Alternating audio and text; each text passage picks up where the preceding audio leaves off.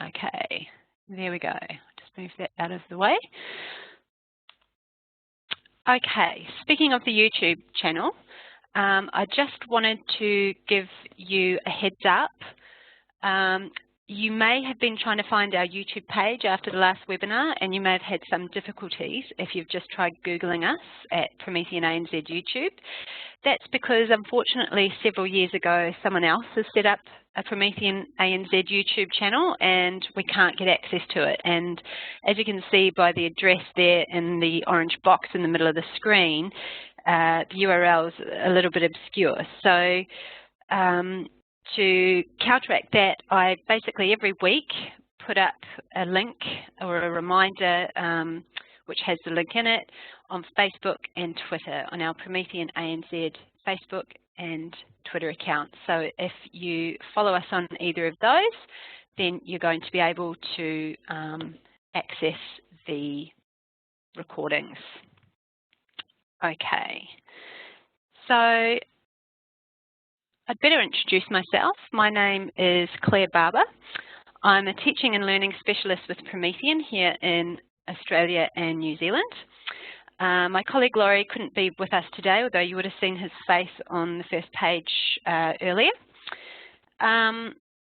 Here's what we'll be covering today. Due to our time frame, we'll really only be scraping the surface of what is available to you in the resource browser already, and giving you a few ideas about what you could do with the resources. But hopefully it's enough to get you up and running and to stoke your creativity furnace. If you're keen to know more or have training that's more specifically tailored to your school improvement plan or teaching and learning goals, then remember there are Promethean accredited trainers who can provide this face-to-face service for you. Australians, you can find them by looking on Promethean Planet under the Professional Development tab. Click on the box that says Training at the bottom of the page and then find Australia on the map. Alternatively, you could contact Laurie or myself, and we're more than happy to point you in the direction of a local trainer, especially if there isn't one listed for your state on that website. New Zealanders, it's super easy for you. You'll be going through Active Board NZ for any training inquiries, and we'll actually be going to their website later in the webinar, so I'll show you where to go there. And without further ado, let's get started. Now, hopefully, everyone has at least found their browser before today, but if not, that's what we're here for, don't worry. If you don't see your browser hovering over the edge of your page like mine is, or you don't see it pinned out like this, so if it's missing, don't worry. Here are the ways you can bring it back. If I'm up at the board, I tend to use either the menu tabs at the top here, so I will go to View and Browser and bring it back. Or if I was on this side of the board, I would go to my main menu, and I've got the same options over here in my drop-down list. So View and Browsers. Okay, if I had a wireless keyboard plugged in, or I was on my laptop using the software, I would use my keyboard shortcuts. So for Mac, Command and B, and Windows, it's Control and B. Once my browser is on the screen, I can pin it with that little icon at the top there that turns yellow. It looks like a top hat, but it's actually a drawing pin. And this is really useful because it stops the browser rolling away all the time if I'm using it and wanting to drag resources out. Now, our resource browser is the second icon along from the left at the top, the one that looks like a little, oops, I've been in there. Let me make that look there. The one that looks a bit like a media icon there. And something to know about the resource browser, there's actually two sides to it. You have a My side and a Shared side, okay? It's important to know that, but don't worry too much about it. The My side is basically empty when you first start out. Mine is very full. This is all of my training resources that I want to keep and use on a daily basis. So I've put them all in the empty side of the library, and that keeps my shared resources a lot less cluttered. You can imagine what this would look like if I had everything in there. Okay. when you're starting out, you'll mostly just be worrying about the shared resources. So we're kind of in there today. You will hear me call the resource browser the resource library. That's because effectively it is a library of resources. And I sort of use the two terms intermittently. Okay. So when you click on your shared library, let me just recap that. You've got your My Library here, it's the solo person. And you've got your shared library here with the multiple people, that button there.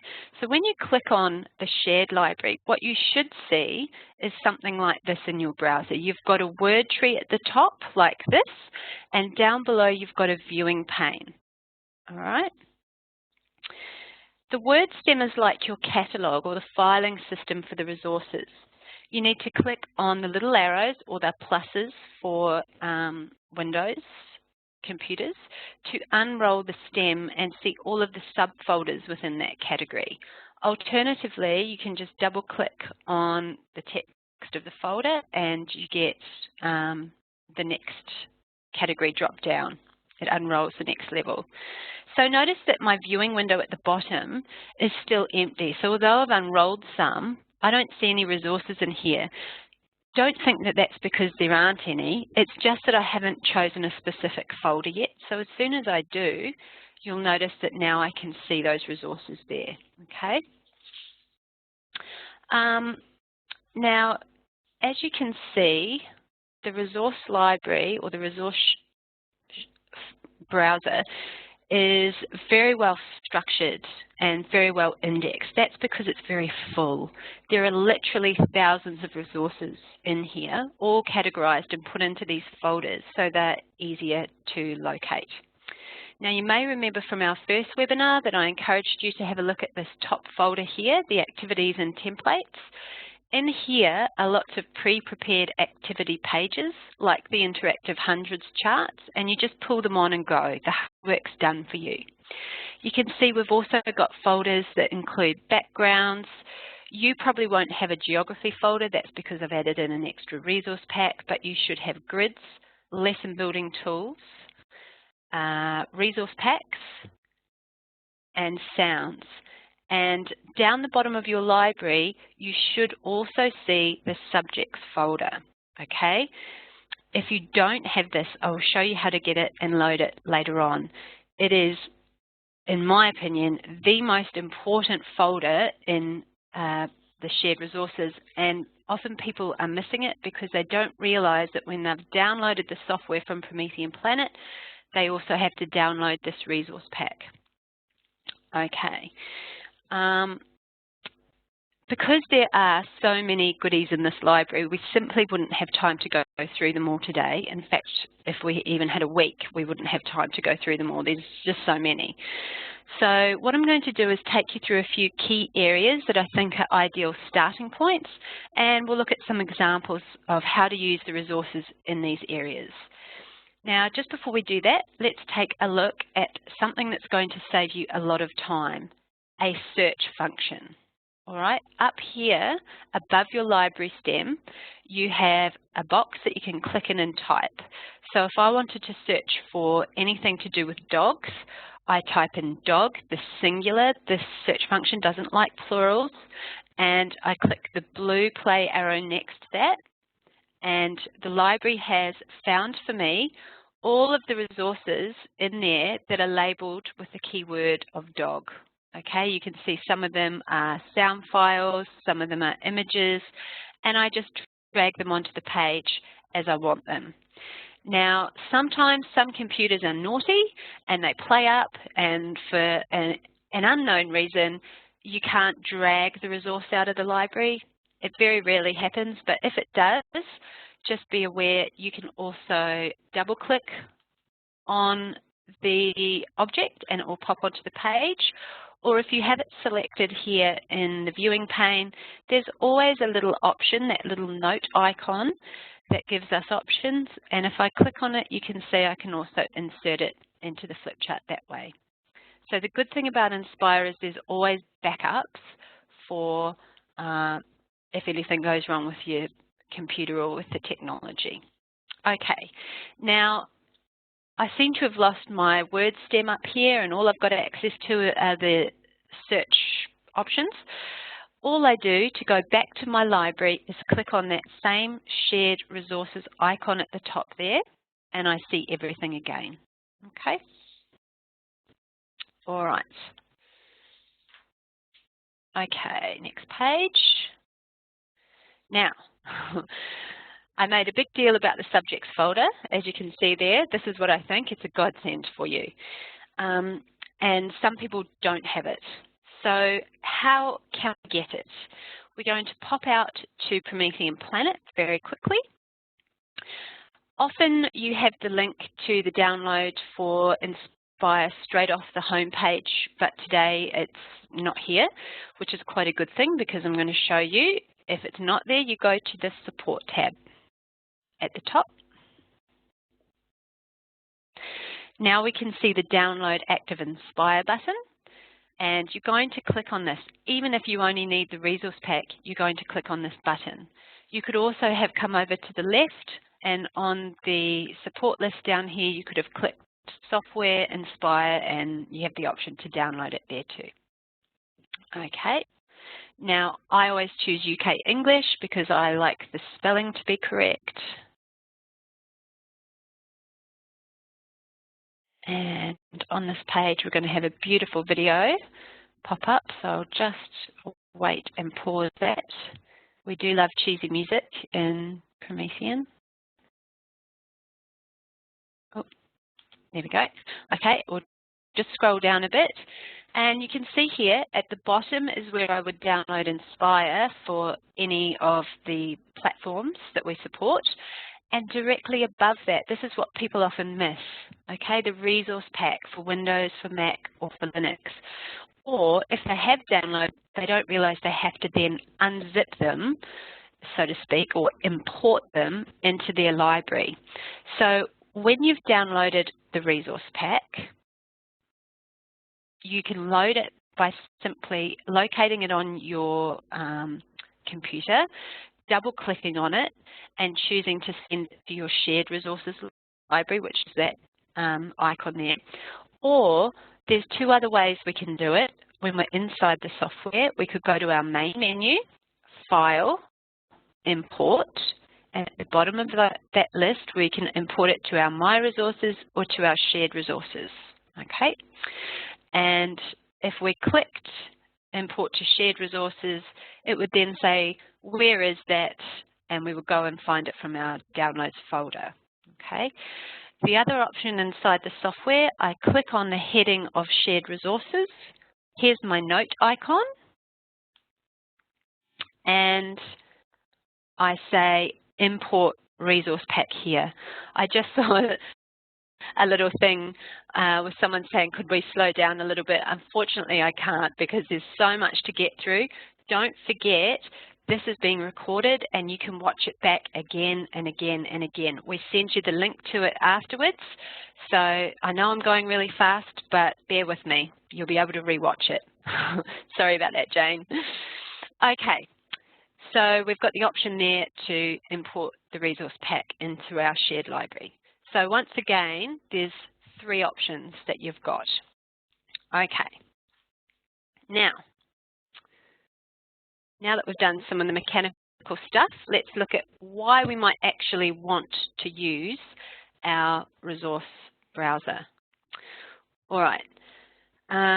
So in the 10 years or so I've been doing this sort of training with teachers around the globe, it may or may not surprise you to know that I have come across some cynics.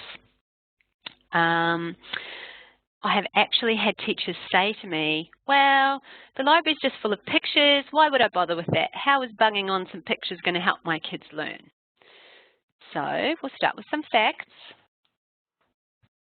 Our brains process pictures faster than text.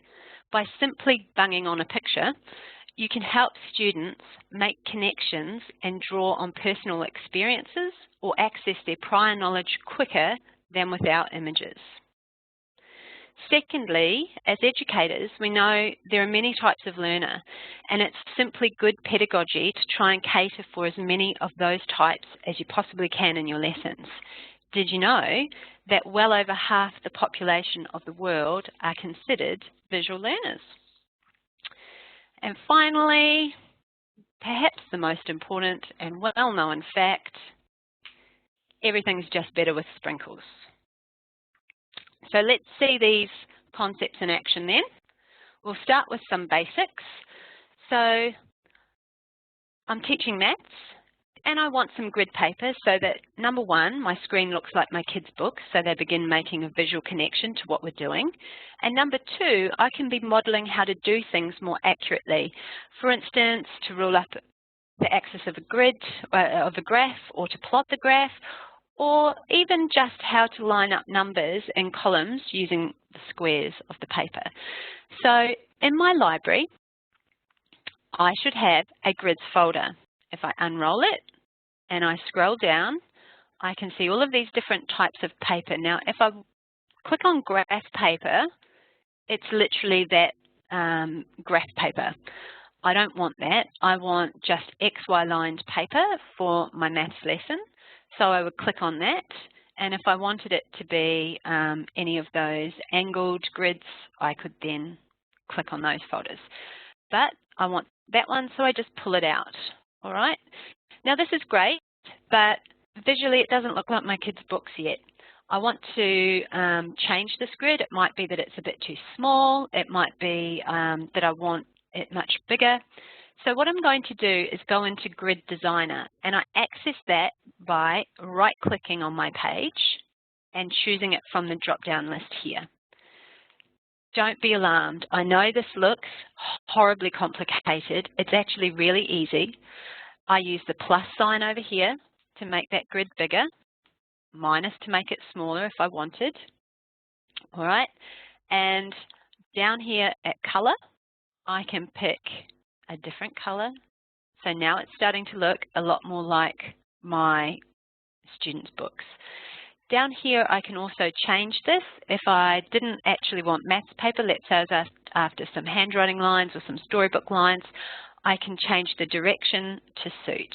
All right, I can also change the style of the line, so I could make dotted lines or dashed lines. I could make dotted paper for isometric drawing and things like that. My advice is use the big dots, not the little ones, but I just want solid lines. Okay, now that I've shown you this, I'm going to show you my cheat. I actually ignore the grid folder in my resource library. It's great that it's there because it is one way you can access grids. My shortcut to save me doing 3 or 4 little steps in the library, I go straight to Grid Designer. So on my blank page here, I right-click. I choose Grid Designer, and I put a tick in the box in the top left-hand corner, Visible. There's my grid, and now I can make those same changes. So it's only a few steps that it saves you, but you might be a person like me, and quicker is better. Also, just to draw your attention to the backgrounds for a moment, you might have had a little play in the backgrounds and found that there is some paper in here, lined paper. The difference between grids and backgrounds, I can't change backgrounds. These are like an image. What you see is what you get. So if this paper, the lines are too small, it's not going to be, that's just bad luck. I can't change it. It's not going to be able to be edited. All right? Okay. Right.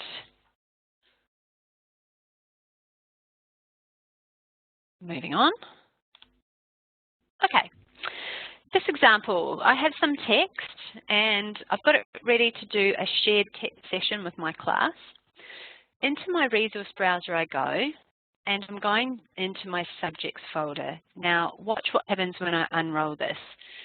You can see here loads of folders, all different subject areas. This is why you want this folder. In it, you have got folder upon folder of goodies. I'm scrolling down to an area I want you to explore in, especially if you're a primary teacher, language, arts and literacy. In here, I have a folder called storytelling, all right? So I've scrolled down into there, and as you can see, in here, I have got folders already constructed for me that contain all the elements that I might need. So here we've got some backgrounds. Down here I've got characters and objects that might be in that story. If I wanted to reconstruct a story or use elements out of Jack and the Beanstalk to create another story, I've got everything I would like there. Now before I go on, I realise I've forgotten to, I've left out one part. I don't like scrolling, and what I could do is I could use this little arrow button here, and I could roll up my window, and then I've got a little bit more of a view of my resources there, but for me that's not enough. I am going to go to my menu option on my library here. I'm going to change my view mode to a grid. Already it's a bit better, but I can get that even better. I'm going to go back in there and change thumbnail size to small. Okay, this way I get to see more resources and I have less scrolling. It's a completely personal thing. You might like having the big pictures there and the label underneath. I would have to hover over my resources here to see that little resource name pop up. Okay, so we're not doing Jack and the Beanstalk, we're doing Jack and Jill. And I know that out of here, I actually do want to grab some props. I want the well at the beginning of, at the top of the hill, and I would like the bucket. But I also know, because I've been in here a million times, that I actually want to go into fairy tale compilation, and I'm going to grab out the background. And you'll notice that it didn't matter what order I put the background on. A background is always a background, and it always goes behind everything else. So let me just add my well up there. There we go. And down in here, I know I've got a bit of Jack and Jill. Right? I'm choosing this one because I like that they've already had their tumble. Okay. And you can see how quickly and easily you can suddenly add a great visual element to text. Now, just because I've chosen to use a nursery rhyme here, please don't think this is something that's only relevant for junior school or kindy levels.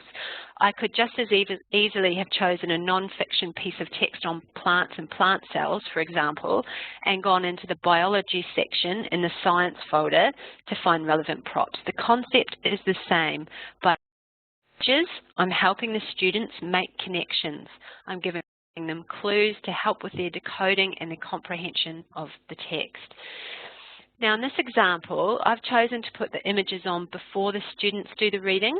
You could easily add the images during the lesson with the students.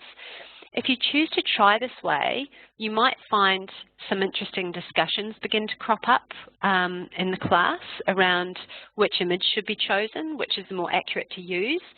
Students actually begin to apply their knowledge to argue their point or back up their suggestions, and it's a really awesome twist to a lesson, all because of bunging on a picture. So with Jack and Jill, it might be something like, oh, well, we should actually rotate this button and then use the pen tool to add some spilled water, because that's what would have happened if they'd fallen down the hill. With the plants example, it might be discussions around whether the image chosen should show xylem or phloem transportation, you know. So the reason I chose to run with the nursery rhymes was because I wanted to show you this amazing language, arts and literacy folder. You can do some incredible things with it. Besides using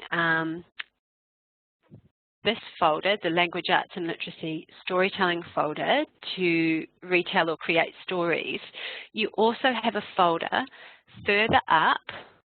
Just roll these up. It's a good idea to roll up your categories in your library, otherwise you end up with a really long word stem and you're scrolling forever. You have a general, so under subjects, a general folder, and if I unroll this, you can see in here we have literally thousands of resources. Scroll down, we've got people, we've got toys, transportation types, you know, boys, girls, men, women, really a lot of resources there, and you can see why you might need your search function. Okay, so you're not limited just to the storytelling folder. You've got resources scattered all through the library, and I've actually got an example of a group of students who have used the resources out of the resource library to retell a shared text they were doing in their classroom. This example is courtesy of a wonderful New Zealand teacher, Amy Maudsley, so thank you, Amy, for sharing this with me. It's still one of my favourite examples. This was done by a group of students. I think from memory they were about year 1, might have been younger, but about that level. And they were collaboratively retelling a big book, The Big Toe. So as you can see, they've used backgrounds and characters. They've used a pen tool there, they obviously couldn't find a gate, so they've drawn the gate there. And I think my favourite part of this example is that the kids have really problem solved and come up with solutions to things. They really liked this lady and they wanted her to be the character. However, she didn't look old enough. Her hair wasn't grey. So they've added some glasses to try and make her look a bit older. They also couldn't find a big toe in the library that they liked. So they grabbed the caretaker who was walking past and they asked him to take off his shoes and socks, and they took a photo of his toe and they put it onto the page. But then what they did was they noticed that it didn't look like the lady was holding the toe. So they used the camera tool to cut out her arm and sandwich the toe there. And when I say they put the toe onto the page, they used the desktop camera tools. You will remember that lovely UFO circle from our first webinar. So an example of some really fantastic collaborative problem solving for the kids to achieve what they needed. And they've just used the pen tool here so that they didn't need to worry about text or editing text. They've also added sound, but we won't go into that. That we'll save that one for another webinar. Okay, another section of the resource browser I really want to point out to you, let me just roll this up, sorry, is the mathematics folder. Okay, let me turn the page there. All right, in here I'm going straight down to the place value. There's just so much stuff in here. It's so worthwhile coming and having a little look. I'm taking you straight to the place value and to number arrows. Now, I'm going to pull up a little example here. New Zealand teachers, this might look quite familiar to you. It's straight out of the NUMP Pink Book 4, Teaching Number Knowledge. And the activity down here calls for materials, the actual arrow cards. Now, you absolutely could make this activity exactly on in your Active Inspire software. You'd be using actions and doing all sorts of slightly more complicated and rather time-consuming things in order to get the cards that actually flip over. So I'm adapting this because I'm all for same functionality, much quicker workload. I'll just get rid of that actually. So I'm just going to do two-digit numbers, all right? So I'm going to pull on some of my number arrows that are 2 digits, and I'm spreading them out, but sort of bunching them as well. I'm just going to do 5 of each. And I'm going to do ones numbers as well. Okay, like so. All right, and the reason I'm doing this will become clear in just a moment. All right, I still want the randomness of the activity. I still want somehow the kids to not know what cards they're going to be selecting. So what I'm doing is I'm going to hide these cards behind a shape. So now in my shapes area, I'm going to go to the cubes and I'll pull on a green one. Oops, and I'll stretch it, make it a bit bigger. There we go, and I'll hide those underneath it. And I'm just going to duplicate that because it doesn't matter that they're the same color. And now I've got one more step. At the moment, if I ask the kids to drag out a number and they clicked here, they'll be dragging up that box. So all I have to do is actually lock that down, which I can do by right-clicking, or I click on it once and I use this menu here, which I call the Cheats right-hand click, and I lock it. Okay, so right-click, lock. So now those boxes won't move, but what does move are the number arrows behind it. Okay, and so the kids can drag out the number arrow like so. Now, if you've never used number arrows before, the idea is you line up the triangles here. So I've made the number 26, and now the students can pull apart that 2-digit number and see that the 2 actually represents 20, all right, the 2 tens. Now, I went through and I very deliberately pulled on the cards I wanted to go at the back first. This is because the order you pull things onto your screen is the order they stack up on the screen. You can absolutely change the order. There's several ways. You can go into your third icon along in your browser, and it's the object browser, and you can drag things up and down a list.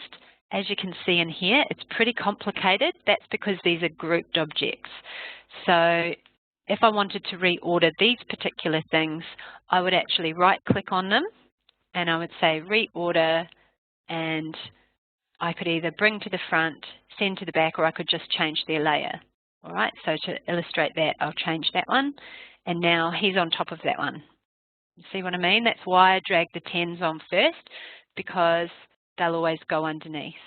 So if I was making this with 3-digit numbers, sorry about that, I'll just pop back in there, place value, number arrows, I would have dragged on those green cards first. I would have dragged on the hundreds first, because otherwise they'd be in the wrong order. All right, and it just saves me going through and reordering them afterwards. All right, so I try and plan ahead, I guess is the point there. Okie dokie, I'm going to skip on because I've got lots to get through. All right, so, oh no, wait, I've got one more thing to say about that, sorry. What I like about this sort of thing is it allows me to give materials to students who need to use them, especially if I'm higher up the school. So if I've got year 5, 6, 7, 8, even year 9 kids who mathematically struggle with concepts and they actually need the physical materials to help them work this out, this is a really nice way to give them the materials they need without them feeling embarrassed about it. If I've made it into an activity, and especially if I even just pop up into my backgrounds folder and I'll go to the texture and I'll just pull a background on, just adding that background, that other visual element, makes that look a bit more gamey or a bit more like a game. And if they're playing this up at the board or using this activity up at the board, they just feel less self-conscious about things like that if they're older kids. So it's a really nice activity. It gives them that concrete material that they need to make that jump. So still on the subject of concrete materials, we've got a few more examples. Division. Division can be a difficult concept for students. And, oh, there's our interactive hundreds grid, straight from the library. Once again, New Zealand teachers, you might recognise this. This is straight out of, I think, book 6, the Pirate Cruise example. And this is literally the most fun I've ever had with a group of students. Could be that I dressed up as a pirate as well. That always makes it more fun. But I took the idea of solving problems by making equal shares straight out of that numeracy book, and I made it a bit interactive. And all that we've got here are the coins. As you can see, I did this lesson in Australia. There's our pirate booty. And they're pulling out the coins. I didn't do this very well. I should have done one to that side, one to that side. But you get the idea behind it. They're pulling out and sharing out the number of coins. And on the next page, it's simply a different example. In the notes browser, these are just the straight questions out of that numeracy book. All right. Now, you might be looking at this and thinking, well, that looks really great, but gosh, it looks like it would have taken an awful lot to create. It really didn't. What I did was I made the first page and I duplicated it. So in my page browser, which is that first icon on the left, I selected my first page that I'd created. I went to the note icon up the top here and I duplicated, and as you can see, there's the page there. Now, my first page I made actually had, say, 8 or 10 pirates on it, and it had 20 coins on it, and then I just deleted the number of pirates and the number of coins to match, okay?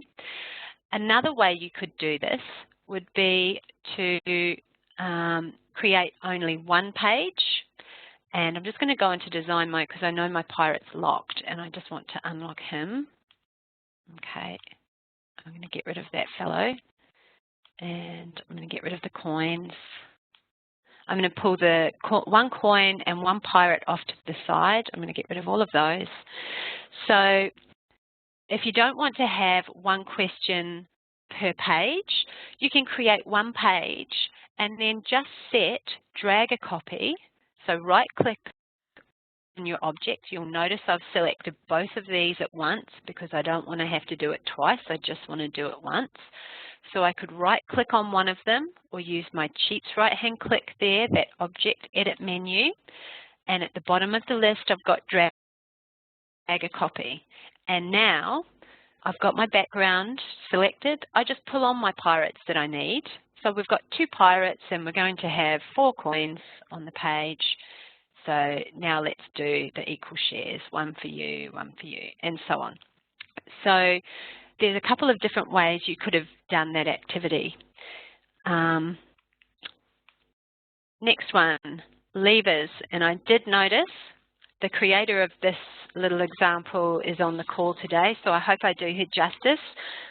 Hilary Miller in New Zealand, who's a fantastic trainer and ex-secondary school science wizard, has given me this example. So as I say, Hilary, I hope I do you justice. So levers can be an interesting concept. I know I struggled with it in physics. So here we go, that's where it sits in science curriculum in New Zealand. Now these, I have to point out, these examples of levers down the left-hand side were not out of the resource library, but these little pictures here certainly were, and we're going to go in and find the wheelbarrow soon because that is the class of lever we're looking at today. So without further ado, I'm going to go in there. Let me pin that out. And I'm going down into my subjects folder. I'm going down to find technology and design technology levers.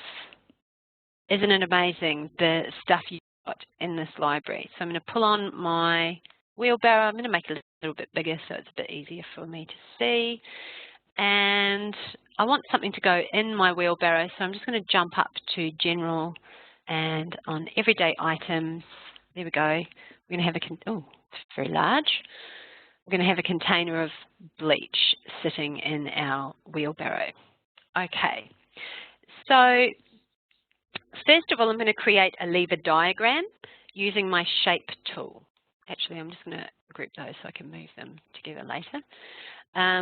So over on my toolbar, I have some shapes. I'm going to choose a diagonal line shape, and let's do it blue. So I'm going to go from the axis of my wheelbarrow to the end of the handle. So I'm going to go up to that one. All right.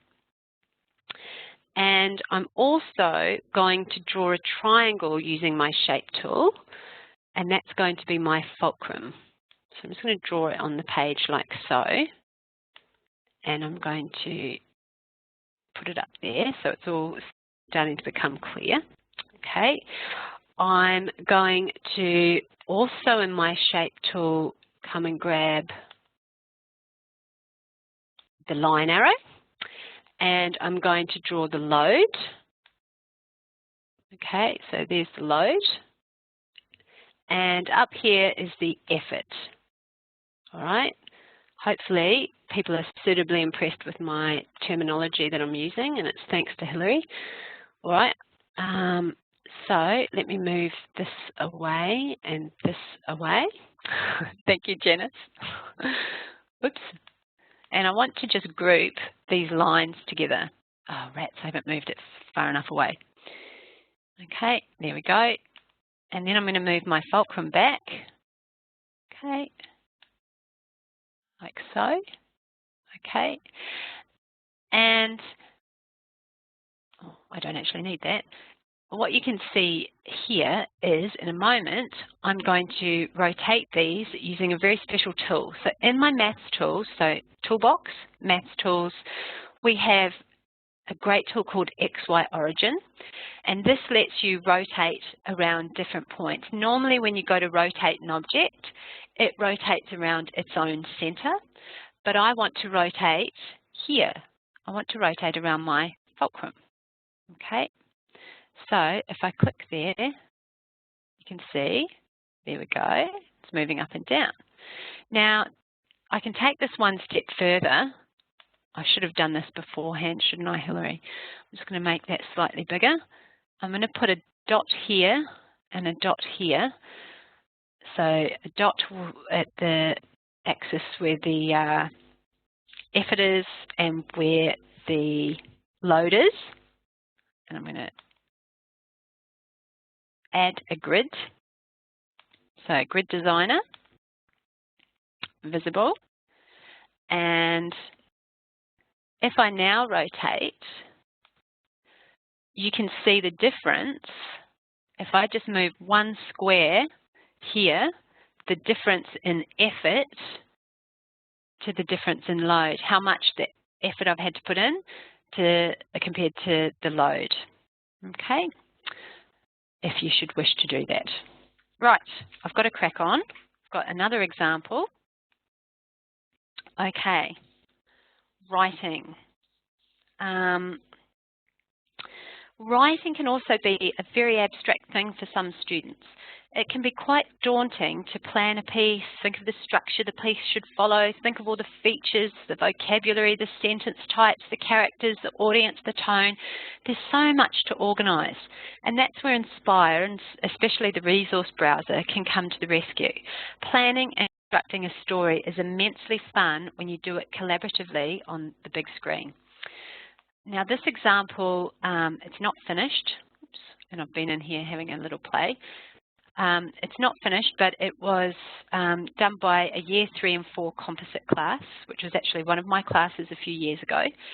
And the way I organised writing was we would do a collaborative version of whatever genre we were working on, and the kids would also be doing an independent piece of writing in the same genre.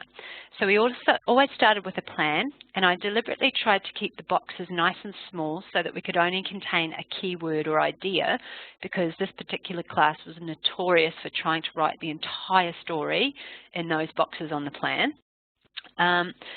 I also was able to print off the blank planner, and the kids used that as their planning template for their own stories, so it looked exactly the same. Again, that visual reference. I have to point out that we were also using exemplars and analysing writing samples. The kids were very involved in the whole learning process. They knew from their initial assessment exactly what level they were currently achieving at, and thanks to the exemplars and the rubrics, they all knew in theory what their next steps were for improving. So the collaborative story building process on the interactive whiteboard not only scaffolded the writing process for them, so planning, drafting, editing, publishing, it also suddenly brought together all of those theoretical steps. Through discussions with their peers, they chose better vocabulary to engage the audience. They learned how to vary the sentence type for effect and to help with the tone or to link ideas. They began to understand how to develop their characters with language features. You may recognise some lovely similes and adjectives in there. And they learnt the importance of structuring the writing. So all of these things happened in that one piece of writing. Suddenly, in big, bold, colourful ways, all of the steps became a concrete process for them. Initially, these pages started with one or two very boring, very mundane sentences. And as we reworked it, we got the language come out. We also had the problem solving, like that example with the big toe. You know, here's a horse that's supposed to have come to a skidding halt, and it looks very static. So the kids have chosen a dusty coloured pen and drawn in dust coming off its hooves. This is supposed to be quicksand, so the kids had used a piece of a background that they cut out with the camera tool, and they just made that a little bit translucent so that it looked like the knight was sinking in it. And they've cut him in pieces with the camera tool so that it looks like he's head first in there. So there's a lot of really collaborative stuff that goes on. Incidentally, your visual language as well as the written language going on here. And almost just as importantly, their enthusiasm for writing was outstanding. Every day the class just couldn't wait to come in and write the next part of the story or rework the next part of the story. They were going out into the playground at lunchtime and talking about either their story or the collaborative class one, and they were coming back in with ideas that they'd had at home or in the playground. Okay. Resource packs, all right. As I mentioned earlier, think of resource packs as sort of extra goodies that are zipped up in folders, ready for you to use. They need to be imported, as we looked at before. Resource packs can contain any type of file. It's most often images or backgrounds, but it can be grids, it can be sounds, it can be videos, it could be text, could even be pen, any type of file. And it can go in your My Library or your shared library. If you don't want to clutter up your shared library, put it into your My Resources. You do have a resource packs area in your shared library. Not all resource packs go into here, okay? So I have some extra folders here. I have geography, I have math, American one. I have pirate dress-ups. Incidentally, if you want pirates, I made the resource pack, so you can download that from Promethean Planet if you're keen to do pirate cruise. And I have a science folder. These are because I've imported resource packs into my shared resources, and it's created new folders for them. All right. Now, I'm not going to go into huge detail about how to download and import resource folders, resource packs again, because I have actually put a video, a short tutorial video on the YouTube channel that explains that in about 5 or 6 minutes. What we will do is quickly jump onto Promethean Planet, and I'll give you one handy little tip. When I'm looking for a resource pack, I use my advanced search. I type in a keyword. So for instance, I want the Australian coins or the Australian money. I type in Australia. I don't cut down any of the categories in tab 2. In tab 3, I tick resource packs. If I wanted to, I could also tick Australia in the country, and then I search. And what should come up are all of the resource packs on Promethean Planet that have been earmarked Australia. And I think it's on the second page of resources, the coins. Oh, it's going to be on the third. Okay, there you go, Australian money. So you would download that and then import it into Active Inspire. Now, New Zealand teachers, you have it even easier. Active Board New Zealand have created literally dozens of resource packs. Australian teachers, you could also come here to their website. A lot of the resource packs crossover, they're just as relevant. The numeracy packs, for example, if you do EMU maths over here in Australia, you'll find a lot of resources overlap or are very similar in their use. Now, we're going to go to for teachers, resource packs. There's a blurb about them, and the second tab along here, here are all the resource packs, including an updated New Zealand money because we're getting new banknotes over in New Zealand. So any of these that you want, you would click on it, download now, and it takes you to the place on Promethean Planet where this is. So it saves you having to search. Okay. New Zealand teachers, if you're after face-to-face training, the Active Board NZ website is where you would come. Okay, they've got some really fantastic training options, and you can contact them through their website. So that brings us to a close for our webinar. I know it was super fast today, but hopefully you learnt something new. Hopefully you've seen, wow, there's heaps of resources in there. Yes, everything on this page is also in the resource library. So happy resourcing. Thanks for joining us and have a really great evening.